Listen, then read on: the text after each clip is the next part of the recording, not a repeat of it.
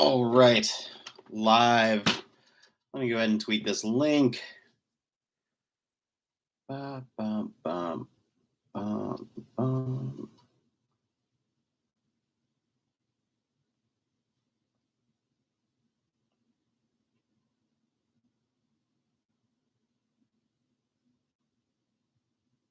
All right, just tweeting the link out. Give me 1 second. Who's in the chat? See one person in the chat. Hello.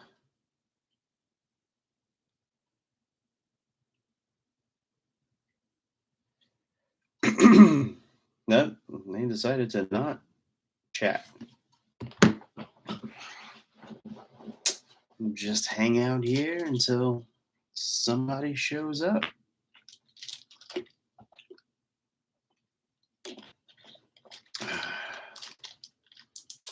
Hi, Catherine. How are you? Thanks for jumping in the chat.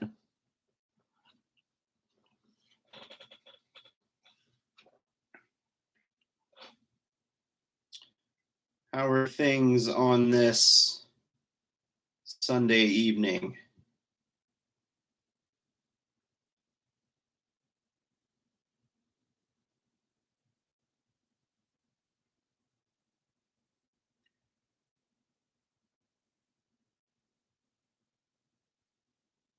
Let's see.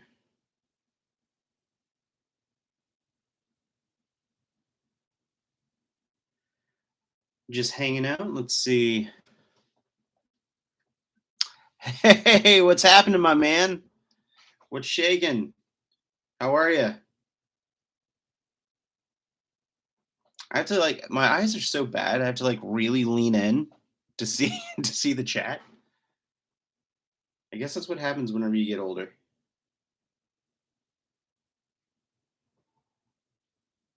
You're in Massachusetts. I am in North Georgia. I'm just north of Atlanta.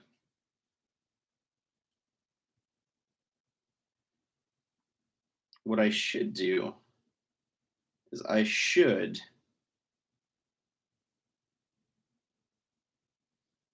just read the chat from my phone instead of trying to squint.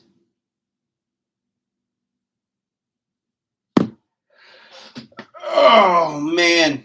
Oh, my chair's sinking.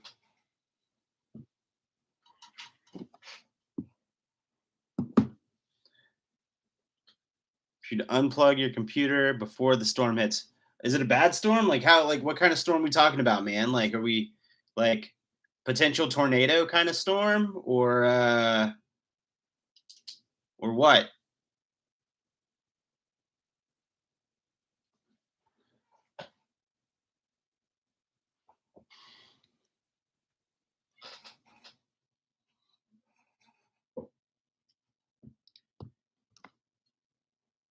I should also probably plan to do these things a lot better. Seems lightning filled. Wish it was a tornado storm. I don't know, man. Tornadoes, they're cool to watch from a distance, but I would never want to be in the vicinity of one. I've lived through a fair share of hurricanes. Those aren't fun.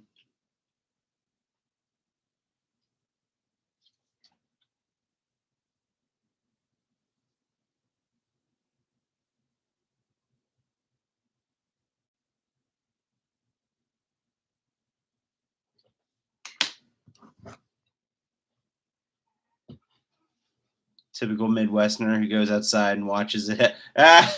No, listen, there's something about the allure of seeing a storm or a tornado in real time, right? I've been very fortunate that I haven't seen one in my vicinity. There have been a number that have touched down close around me, but I've never witnessed one from my window. I know. I mean, first time for everything.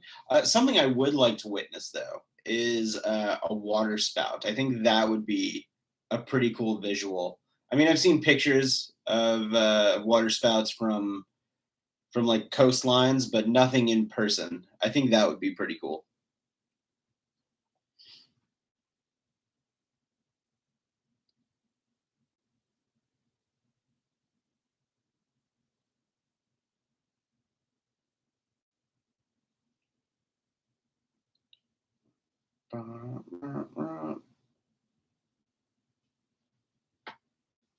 We can just hang out and see, wait and see if more people join. I did not plan. I thought about doing a live video, a handful of, uh, hours ago, but I didn't really like commit to it till like maybe 20 minutes ago. So is that a Gretsch? That is not a Gretsch. I wish it. I wish it was. That is an Epiphone Casino, my friend. Um, so I've had that guitar. I think I bought that in 2005. So I've had it for about 17 years now, and it's the kind that John Lennon used on the rooftop concert whenever they did the post Let It Be sessions or the Get Back sessions. My buddy Brian, who is in a couple of bands in Atlanta, looks just like George Harrison. He and I used to actually be in a Beatles cover band back in high school, and he and his dad would collect vintage instruments. So he actually has a couple of Gretsches. He has a Gretsch Tennessean and a Gretsch Country, like both vintage, Country Gentleman and a Tennessean. And I distinctly remember one time when we were playing a show that a big chunk of the binding just dropped. I think it was like a 67 or 68 Country Gentleman, but a big chunk of the binding just fell off, and he had to save it so he could get it reattached. But that has been my ride or die guitar since 2005. I also over here, you can't see it, but I have a Hofner knockoff bass. So instead of it being a hollow body, it's a semi-hollow, but it's shaped like McCartney's Hofner. And I think it's an Airline. It's either an Airline or a Dan Electro. I don't know. Anyway, it's a guitar it's one of my friends, and I've had it for like 4 years, and I told him that I would help him fix it up, and it's just been sitting in the corner ever since. So 1% more would have been nice. Well, Ryan, actually, the guitar that I was just talking about is the guitar that I got from your dad's garage. It was like, it's either your guitar, your dad's guitar, or your brother's guitar. I'm not sure what, but it's been sitting here ever since we went out for your bachelor party that night. Catherine, Jordan, what is Dragon Con? Dragon Con is a large fan-driven pop culture convention down here in Atlanta. It takes place every Labor Day weekend. It's spread across about 5 different hotels, and it's about any kind of fandom under the sun. So, like, if you're into Star Wars, if you're into Star Trek, if you're into comic books and Ninja Turtles, or I don't know, Stargate or Battlestar Galactica, Game of Thrones, literally anything that has a fandom, you can find it at Dragon Con. So there's usually there's a bunch of vendors selling a whole bunch of crap. There's an artist alley. There's a comics and pop art room with a whole bunch of really good artists that sell their artwork. And there's an art show that has a little bit more of like the higher end, like original paintings and sculptures type stuff. A bunch of celebrities go and speak on panels. Some of the big ones coming this year. I think William Shatner is going to be there this year. I know a lot of other like big name people are going to be there, but I never sit in the lines to go listen to celebrities. But I know a lot of actors show up to sell autographs and do photo ops. I'm actually going to be speaking at Dragon Con this year. I was asked to be there as attending professional for their paranormal track. So I'm going to be talking about cryptids and ghosts and equipment and a whole bunch of crazy stuff. Don't forget to look for the woo. I always bump into Adam. Not necessarily Adam. I always bump into a lot of the mutual friends that we have. Like Exploring Ryan, he's a really cool guy. Tampa J is a really nice dude. Greg from Greg's Game Room, I'm friends with those guys, or at least acquaintances with those guys, friends with those guys. So I always bump into them, and Adam's always around. So I always say hi to Adam. He's always very nice every time I see him. So I'll definitely make sure to say hello if I see him again. Do people cosplay? Yes, absolutely. Cosplay is a huge part of Dragon Con. I have seen probably some of the best cosplay in my life at various Dragon Cons. One of the host hotels for Dragon Con is if you've watched the Marvel show Loki on Disney Plus, the facility known as the TVA with the really crazy high ceilings and the statues and the elevators. That's actually one of the hotels for Dragon Con. That's the Marriott Marquis. So, have you ever wanted to dabble in cosplay? Yes, I have. However, this is not the physique for a cosplay. I don't think that I could pull much off. I have thought about at one point in time doing like a clone trooper from Clone Wars. I thought that would be really cool, but I don't have the money or the patience to fabricate armor like that. I also don't have a 3D printer, so I wouldn't even know how to begin putting something together like that. And I know that the quality, like the first time I put something together, it is not going to look good. So I don't want to. If I can't do something that's on par with some top tier stuff, then I don't know if I would want to go for it. But every once in a while, I always make the joke of like, oh yeah, I'll cosplay, but I never do. Again, I don't think a lot of costumes would fit my physique. So,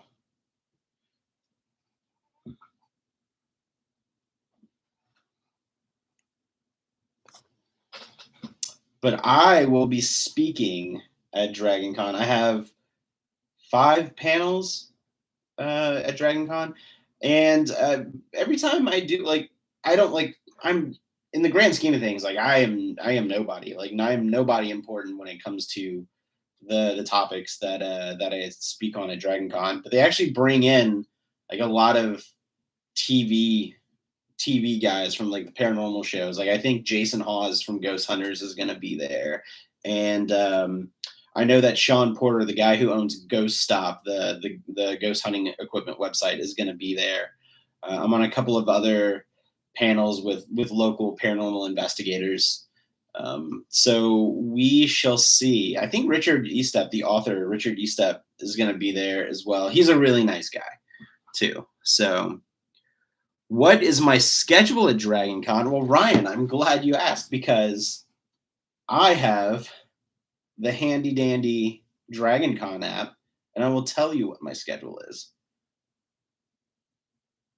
So Friday, September 2nd at 1 p.m., I have a panel called Ghost Hunting / Cryptid Hunting 101. And that's going to last for an hour. And I'm going to be on that panel with 5 other people, some local people, and then a person or two that I've not met in person. So Will Amrick, Christina Kiefer, who I've known for years, the two of them. Jamie Pierce, Sean Porter. I have not met them in person yet. But then also my friend Lisa Shackelford. We're going to be on that panel. Then on Saturday, September 3rd, I have one called Cryptids in the Southeast with Will Amrick, another gentleman by the name of Joshua Kuchin. I've not met him yet in person, but I'm also going to be there. Let's see, Christina Kiefer is going to be on that one as well. And then author Mark Muncy is going to be there. Mark Muncy's done some of the Erie books, like the Erie, Florida, I believe, is one of the books that he has done. But we're going to be talking about cryptids of the Southeast. And on Sunday, I have two panels. One called Ghost Hunting Equipment Tools of the Trade. That's going to be me and Sean Porter. And then that's at 4 p.m. And then at 7 p.m., I'm going to be on one called Cryptids Around the World with Will Amrick, Joshua Kuchin, and Mark Muncy. And then on the final day, on Monday, I'm going to be on a panel called The Haunted Southeast with Will Amrick, Christina Kiefer, Mark Muncy, and Lisa Shackelford. So that is my schedule at DragonCon. If you end up downloading the DragonCon app and just searching my name, you'll be able to find everything that I'm part of. So, what's some killer spooky podcasts? Man, so you're probably not going to believe it, but I actually don't listen to a lot of spooky podcasts. I like the heavy hitters, like Aaron Mahnke's Lore is a good one. His Cabinet of Curiosities is a good one. I tried to listen to the longer form season shows that he does. I forget what it was called. Something Obscura. Mirror Obscura. Anyway, I couldn't get into that one. Not because it's not good. Like maybe I just wasn't in the right mood. But I think the Lore is a staple. And then he produces one every Halloween called 13 Days of Halloween, and that one's scripted. So it's just a fun, spooky, scripted podcast. And there were 2 seasons of that, and they were both really, really good. So I would recommend that. Let's see. My friend Tim Woolworth actually just started a podcast, and Tim Woolworth is a really good dude. He has he started a website called Paranormal Study, I believe, and it's a like if you're a legitimate like academic level researcher, it's a lot of academic research towards the paranormal and like psychical and parapsychology and whatnot. Let's see what Tim's pod. Tim Woolworth's podcast is called Walk in the Shadows, and the first few episodes are about poltergeist and poltergeist phenomenon and activity. So I would recommend that one. But I don't really listen to a lot because I found that a lot of them were really forcing themselves to sound spooky. Like they would go out of their way to. There's something to be said about adding background music for ambiance, and you're setting a stage, but there's a fine line. And whenever you go a little too hard, it goes from intriguing and atmospheric to hokey really quick. And a lot of the ones that I was trying to get into jumped that line really early on. Um, so there's a lot out there, but I don't know. I guess maybe it's just a lot of them just aren't my cup of tea. What's some good paranormal content? I just need some fun stuff to check. Paranormal content. I don't know, man. I don't really watch a lot of paranormal YouTubers. There's a guy that I subscribe to. He lives in New Orleans and he has 2 YouTube pages. One of them is Nola Deej, NOLADEEJ, and then he just started another one called Bando Deej, and it's BANDODEEJ. And he does a lot of like urban exploration in some of these rundown buildings in New Orleans, and he also visits some purportedly haunted locations. So I would probably check out Nola Deej and Bando Deej because I know he has like a crew that he goes and hangs out with and does stuff like that. I don't. I'm also fairly certain they get permission to go in and search those places too. I would never recommend going somewhere without permission. So, I don't know. Admittedly, I have been 1 foot in and 1 foot out of the paranormal field or community for, oh God, I don't know, probably a good 3 or 4 years now, probably like just before the pandemic. There was a lot of things that I was noticing that I just wasn't a fan of, and unfortunately, that was the stuff that was getting rewarded. And so I was like, I don't know if the paranormal community is right for me anymore. So I kind of took a step back, but that doesn't mean I don't stop. I never stopped enjoying talking about it. So that's I'm very fortunate to be able to sit on these panels at Dragon Con. I was going to go to Dragon Con anyway, so they want me to use an hour of my time per day to talk about stuff, and then they'll hook me up with a free pass. And then I'm not mad at it. Come up to St. Louis. I have a place to take you. Man, I would like to go to St. Louis. St. Louis. I would like to go. I would like to go up there. My wife's family lives a few hours from there, so it would be nice. Lamp Mansion. I've never heard of it. I'll actually look into it. Let me check it out. I'm actually going to Google it right now. Lamp Mansion, St. Louis. Limp or lamp? Limp? The limp. There we go. Limp Mansion. Was built in the early 1860s and was subsequently purchased by William J. Limp as a resident auxiliary brewery office. Oh, nice. Yeah, I'll look into that. I have to put together a couple of PowerPoints. I think for my portion, because we have so many speakers on some of these panels, that we're only going to have time, each person's only going to have time to talk about one topic. And I think one of the topics I'm going to talk about is the Louisiana Lougarou / Rougarou. So I think I'm going to chat about that in one of my talks. And I think for the Haunted Southeast, I'll probably end up talking either about one or two locations in Savannah, Georgia, or one or two locations in New Orleans. Probably either like the Lalaurie Mansion or the Jean Lafitte's bar. So we'll see how that goes. I'm actually, after I get off this live, so in about an hour, I mean, I'll probably only be on here for another 10, 15, 20 minutes, but I actually have a Zoom call with a lot of the other panelists for Dragon Con, so we can kind of hammer home some stuff. I'll DM you about. Oh yeah, dude, definitely DM me. I would love to know more about that location. It sounds pretty cool.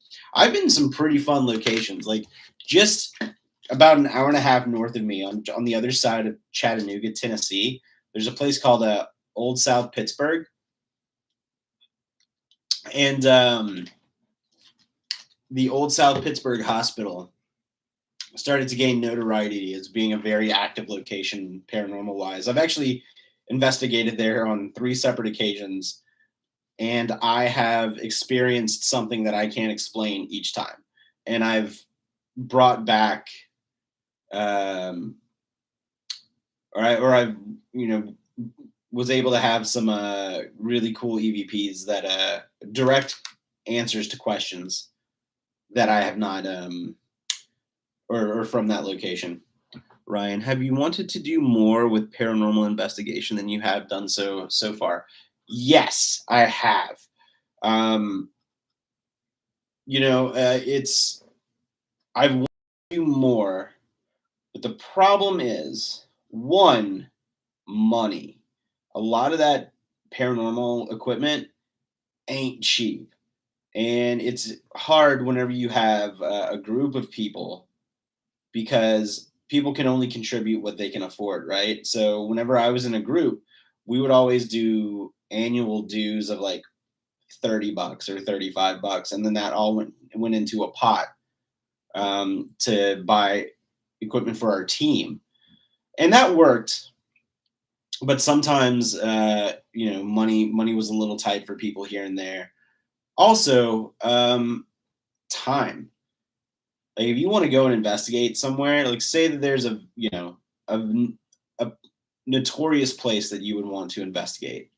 Like I'm just gonna throw a well-known one out there, Waverly Hills Sanatorium. That's in Louisville, Kentucky. Now I have the benefit of being only a 6-hour drive from Louisville, but that's still like a 12-hour round trip. So if you work Monday through Friday, that's your entire weekend.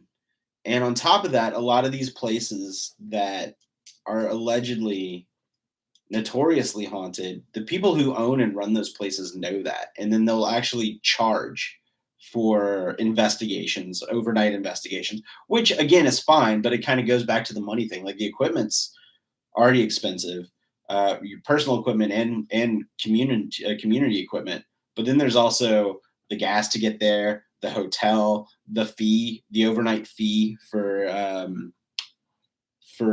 investigating. But then there's also a big portion of a lot of investigators who are trying to make it on television. So a lot of those investigators end up being loud and boisterous until somebody catches notice and hopes that maybe, just maybe, they'll get caught on and get asked to be on a television show. And yeah, being on a television show, that does sound kind of cool, but ultimately it was never why I was interested in the paranormal. Like if somebody offered me and said, "Hey, Jordan, we'll pay you this amount of money to uh, talk about ghosts on TV." I'm like, "Hey, I got to pay my bills, and if you're going to pay me to talk about something I love, I'll do it." But a lot of those shows also want you to compromise evidence for ratings, and that's something that I'm just personally not into. um, but yeah, I would like to do more. How or what, I don't know.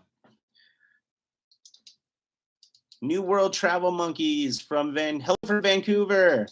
Kitty, Aunt, how are you guys doing? I'm well. I'm feeling a lot better. How are you guys doing? I know you guys have been like traveling all over the place a lot lately. How's the kiddo? My birthday buddy. We just got back from a baseball game. Oh, nice. Man, I live like right down the road from Truist Park, and I haven't been to a Braves game since the beginning of, actually since my wife's birthday. I haven't been to a Braves game since my wife's birthday.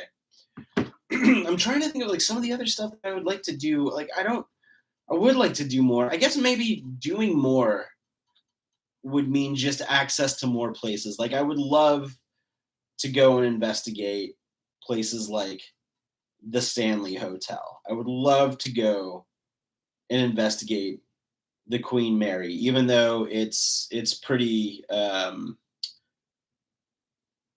collectively agreed upon that it's not haunted.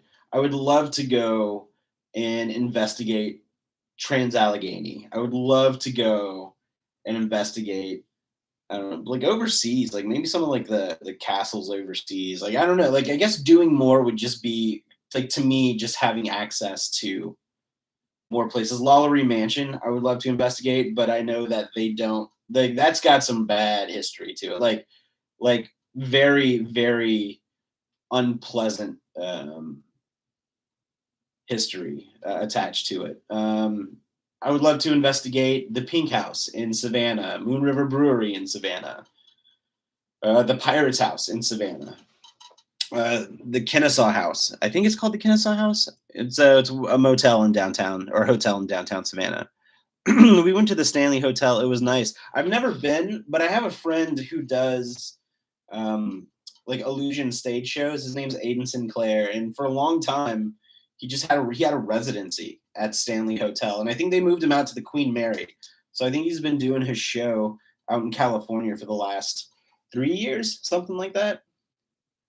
The maze isn't as remarkable, but it is nice that they have one. I bet. Like, I would like to go out there, but yeah, I think so. I think like just doing more would just be me involved, like having more access to some of these places.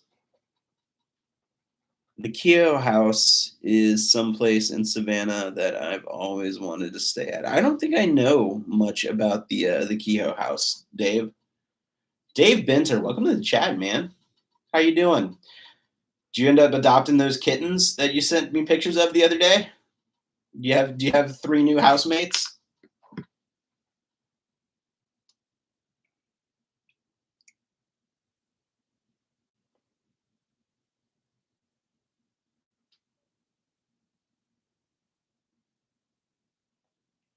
They are outside. You didn't let them in. You didn't open the door and say, "Well, you guys live here now." We haven't had kittens in our backyard in quite a while. So I think the last time I saw a cat outside, it was before the summer.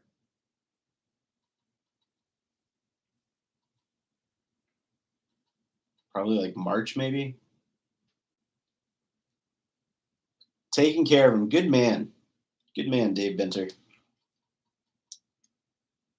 Brother Dave.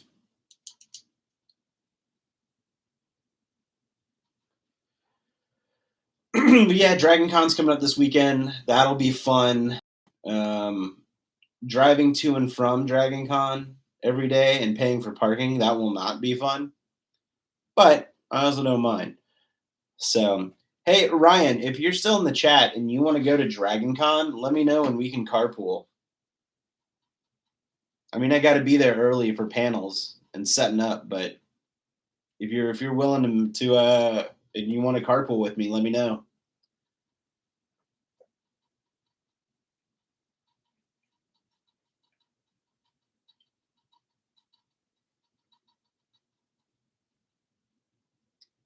I'll holler. All right, man. I'm glad. I actually just got over COVID. So if I sound a little congested, that's why.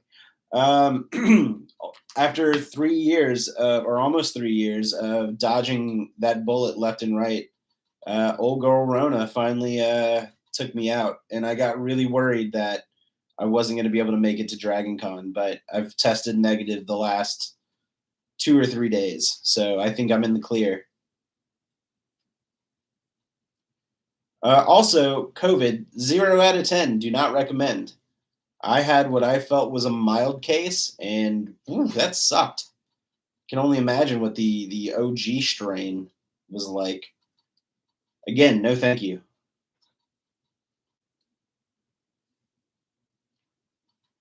COVID does suck. Did you guys ever catch COVID, Kitty?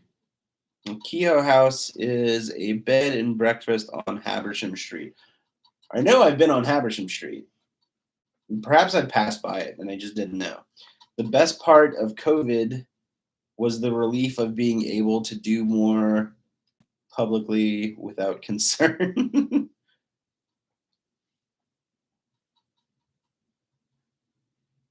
Historic district. I know I've been down. Like, I mean, anytime we go to Savannah, my wife and I stay downtown.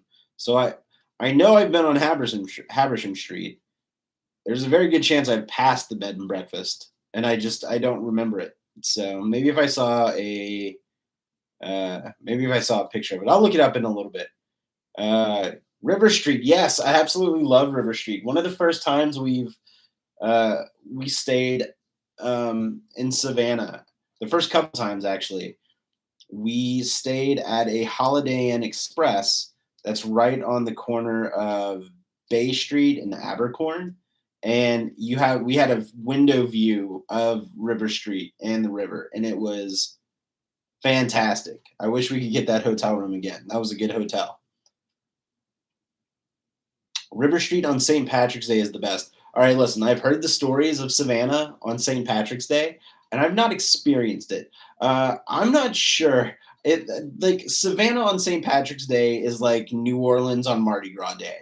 I'm not sure if I want to do that to myself, but I know that it gets pretty bonkers down there for St. Patrick's Day. I'm not saying that I wouldn't be able to be convinced, but I'm saying that it would take a lot of convincing.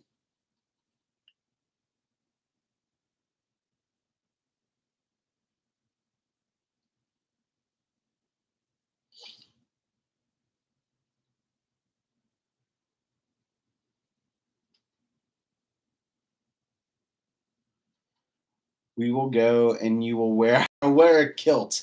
Listen, my last name might be Scottish, so I guess I have to. Maybe no, I don't know.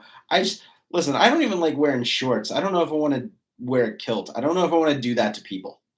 I don't know if I can, in good conscience, show up wearing a kilt. I don't know if I can do that to anyone. Kilts are for everyone. Listen, hey, Steve wears a kilt and he kills it. I don't know if I can pull it off.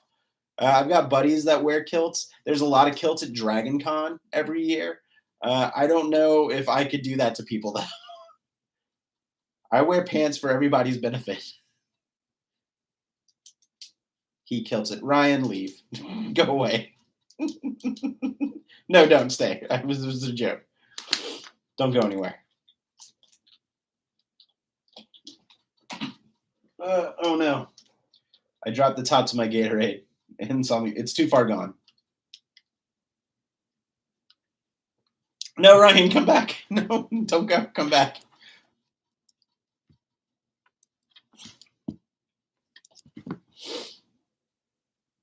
Oh, Dave, I got your text message.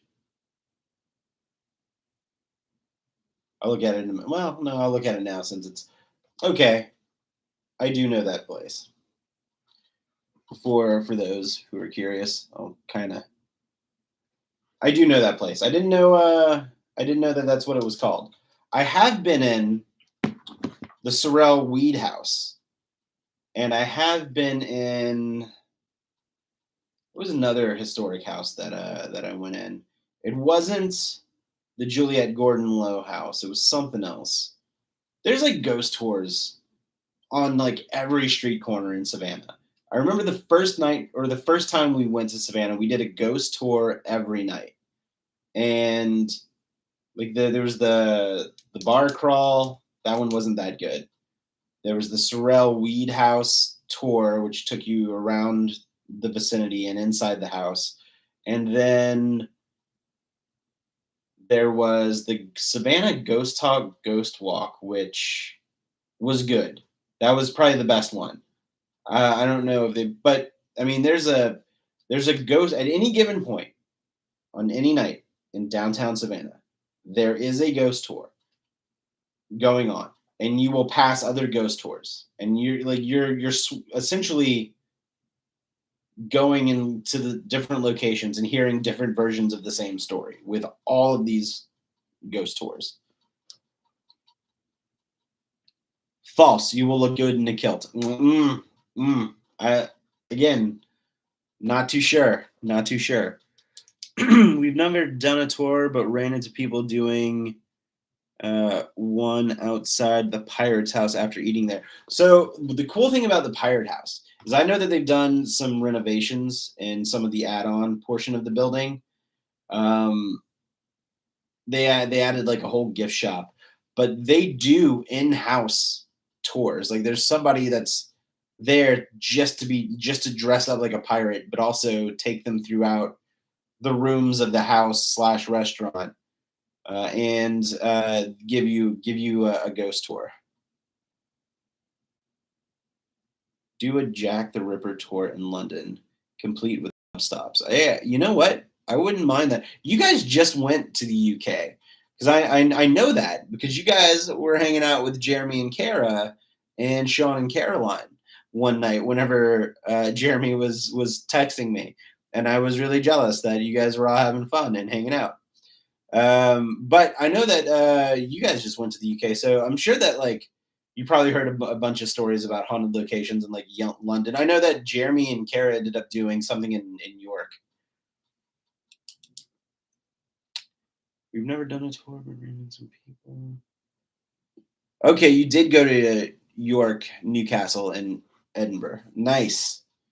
Nice. Yeah, Jeremy and Kara sent me a care package. So they're like, here you go, buddy. So they sent me a whole bunch of sent me like a little ghost, a ghost in a bottle or a ghost in a jar from York, which I thought was really cool.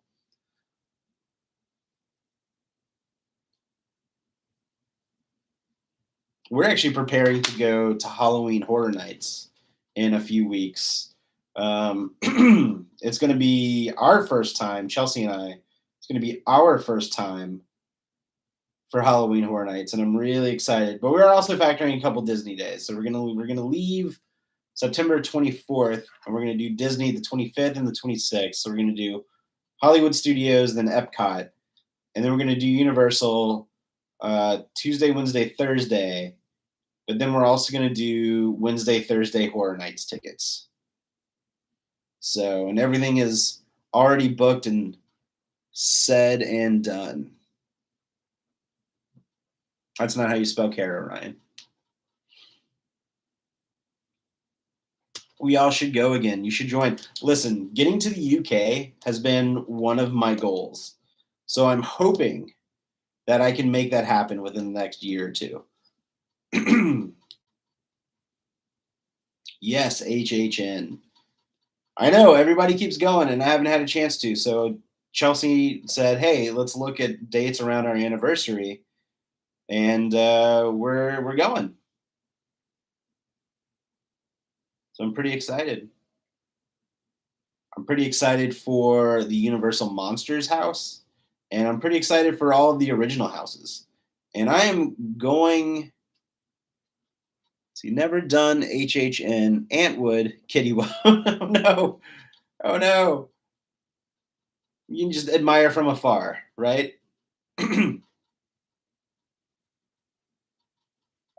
So I am going to spend so much money on Universal Monsters merchandise whenever we go. Like I've been purposefully not spending money.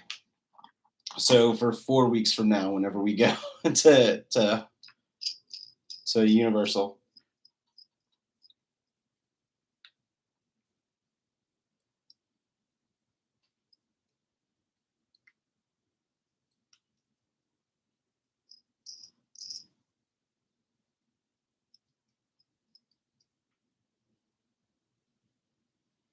what time is it? It is 6:43. I've been at this for 45 minutes. I'll probably give it another couple of minutes before signing off. And then, did y'all go with the Fast Pass ticket? We did not. I think we might actually try to upgrade to an Express Pass ticket, at least for one night. So that way we can get in as much as possible. So that might be a thing we do. But as of right now, we don't have that. I will hang out either in Islands of Adventure, City Walk, or the resort while you guys do HHN. Let's make it happen. I think Jeremy and Kara might try to make it the same week that we're there. And I know my buddy Richard and his wife Sammy were going to go that weekend too. So I think there might be a lot of people. Let's see, you should. It's near impossible to do a lot of the houses in one night without it. So Ryan, as somebody who's been to HHN, the Express Pass for Halloween Horror Nights, correct me if I'm wrong, but it lets you get into each house one time to skip the line, and then anything after that, you have to wait in the line. Is that correct?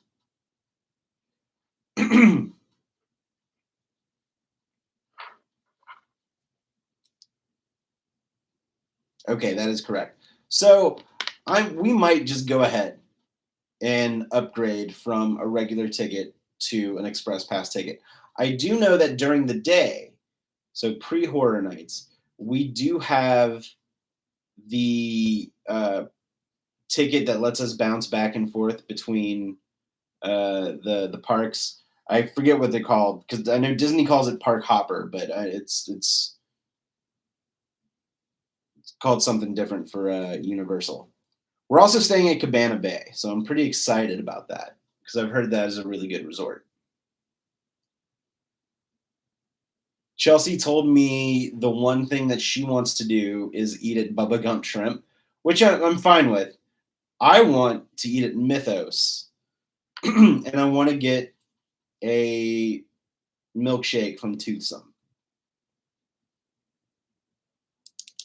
Multipass, like Lilu Dallas Multipass? Lulu Dallas multipass. That was a terrible impression. I shouldn't have done that.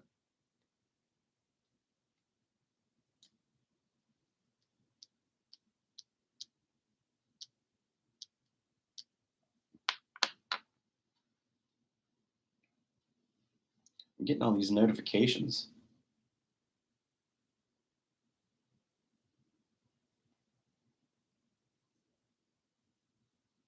What is going on?